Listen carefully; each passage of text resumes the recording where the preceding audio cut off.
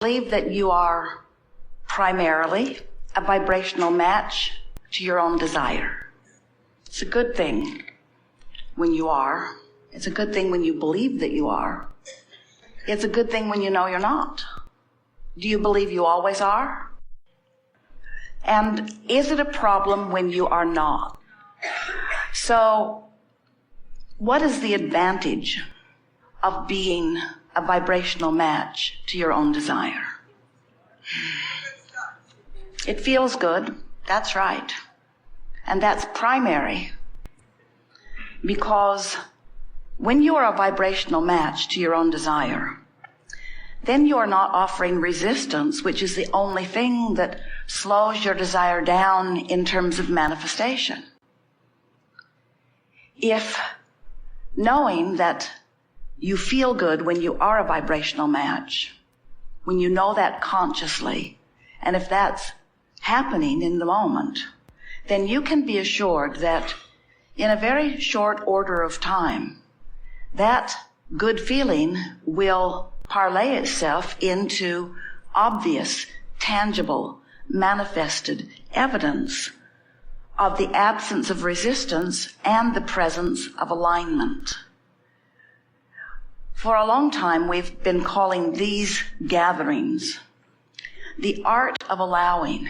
And that really speaks to the core of the message that we offer to you.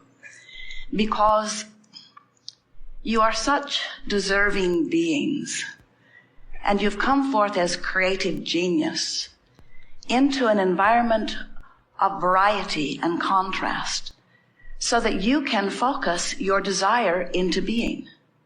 So that you can, first of all, discover the desire, the always evolving, ever amended desire, so that you can discover it and discover it and discover it. But the art of allowing is not just about discovering it, it's about tuning to it. It's about becoming one with it. It's about focusing upon desire so purely that you get the thrill of that alignment. But it's not just the thrill of alignment, it's the thrill of creation. It's the thrill of directing the energy that creates worlds toward an object of attention that is important to you. But before you can consciously and chronically focus this powerful energy that creates worlds toward your personal objects of attention, you have to first feel worthy of doing it. In other words, if you don't believe that you have the ability to harness this powerful energy and flow it, then you won't even try. When you believe that you are creator, when you understand that you are source energy in these physical bodies, and that you've come for the express purpose of gathering data and coming to personal, important conclusions, that in the focusing of that which you give your attention to, you have access to everything that is necessary for the creation of anything that you desire. So the components are simple. You must come to a focused desire, and that's not a problem because you can't help but do that. Life just causes you to keep focusing that desire. When you know what you don't want, you know what you do want. And the more you know what you don't want, the more you know what you do want. Life just clearly focuses that desire.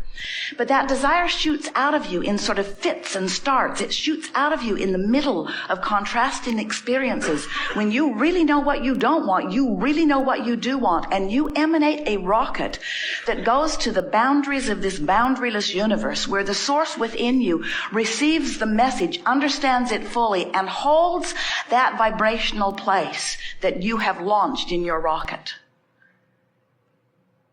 You usually, once you launch a rocket, are nowhere near a consistent frequency of it, because you're sort of wrapped up in the contrast that produced it. So you've got some of what you don't want, some of what you do want, some of what you don't want, some of what you do want. But here was this rocket of what you do want, and you're not usually especially when you first launch that rocket, you're not a consistent vibrational match to it.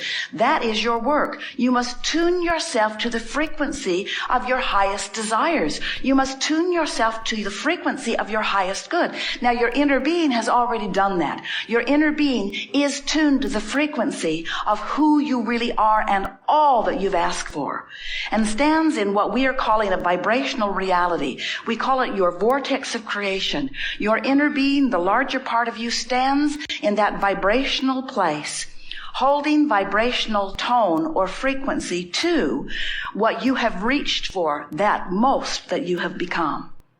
And because your inner being holds that place marker, holds it until you offer another, and then holds that one until you offer another, and then holds that one until you offer another. Because the source within you holds those vibrational frequencies, you now have guidance that is reasonably felt and understood by you. In other words, your emotions let you know in every single moment whether you are in tune with that highest good, with that highest asking, with that highest calling, with that highest becoming, or whether you are not. When you are joyful, you're right on the mark. When you are full of vim and vigor, when you are frisky, you're right on that vibrational mark. When you are feeling love or appreciation, you're right there. But in frustration, you're not there. In anger, you're not even close to there. In frustration, you're closer. In anger, you're further from it. In depression, you're very far away. So what we want you to understand is that you are your primary work. Your primary work is as the personal synthesizer of the vibrational frequencies between you and who you really are. We want you to understand that this gap between where your inner being is holding the frequency of your highest good and where you may be holding the frequency of whatever's got your attention right here, right now, this red hot minute, there is a vibrational variance often between those two frequencies. And that variance is the emotion that you feel. The greater the variance, the worse you feel. The smaller the variance, the better you feel. The important thing to know about this is that this variance is not considering what anyone else is doing. It's not a variance that says somebody has more money than you. It's not a variance that says somebody is doing a better job of living their life than you. It hasn't got anything to do with anyone else. Your emotions are only about your gap between who you're allowing yourself to be because of what you're focused upon, meaning what you're thinking about now, what you're focused upon now, what you're remembering, what you're imagining. Whatever you've got your attention upon right now is causing you to offer a signal, an important signal that is your point of attraction. So the question that this gathering wants to help you ask more succinctly and answer fully is, when you're offering a signal, is the signal that you're offering on the mark of the signal that the inner being within you is offering, or is it off the mark? When it's in sync, you feel the fulfillment, you feel the alignment, you feel the oneness, you feel the attunement, you feel the energy that creates worlds at your fingertips for your utilization. Now, what happens when you get cross-current of who you are?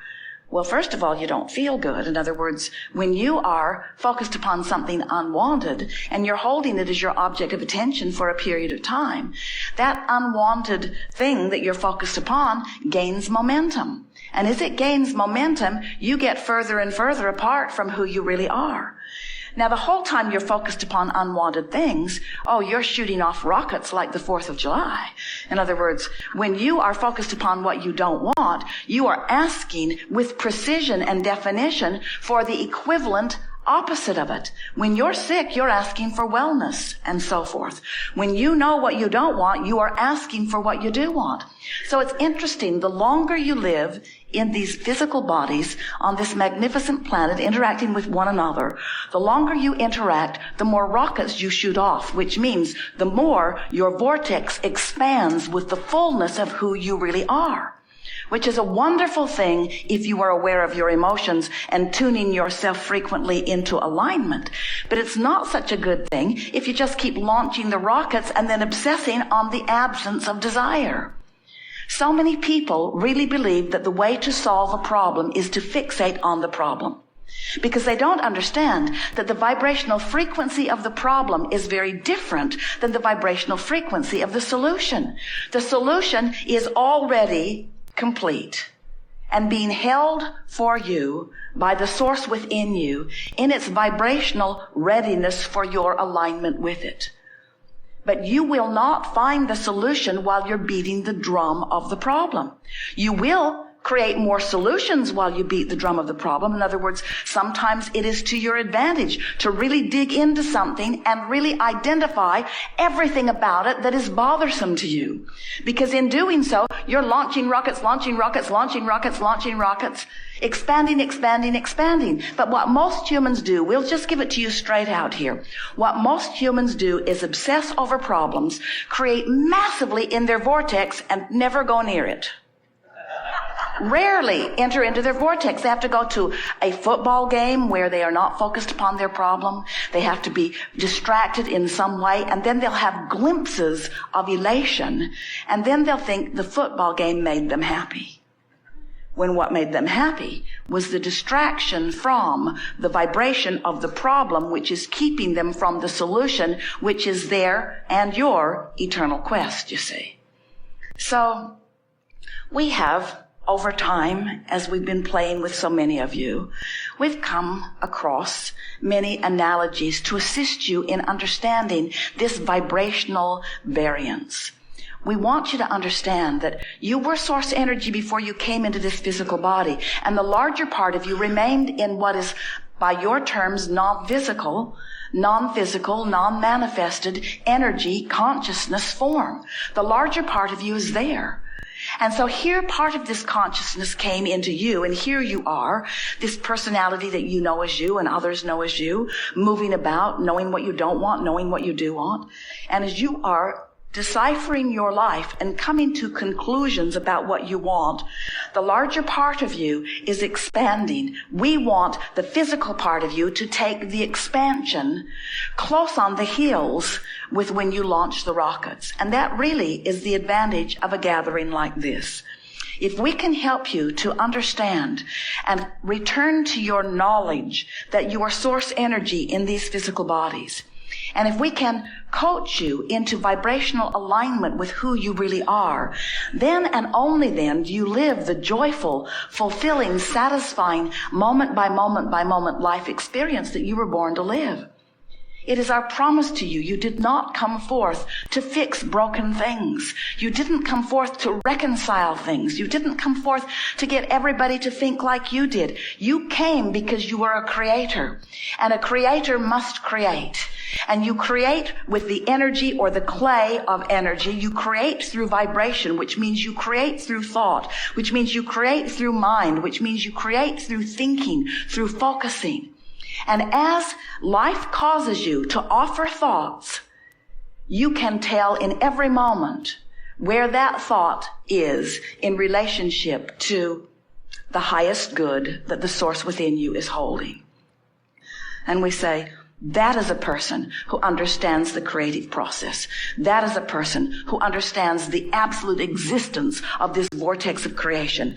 That is a person who has learned to care about the way they feel, who has tuned themselves to the frequency of well-being by feeling for the energy that feels best to them, by getting addicted to the feeling of interesting things and loving things and good feeling things and fascinating things, is addicted to the feeling of love and joy and passion and friskiness, who wants to be playful, who wants to have fun, who loves to compliment, who abhors criticism or offering it or receiving it, who is sensitive to the way they feel. That is a person who has come to remember, I am the creator of my own life experience, and I've been born into an environment of absolute well-being, with enough variety to inspire me to new, and with enough emotional guidance to keep me on track for living happily ever after in the worthiness that I was born to live.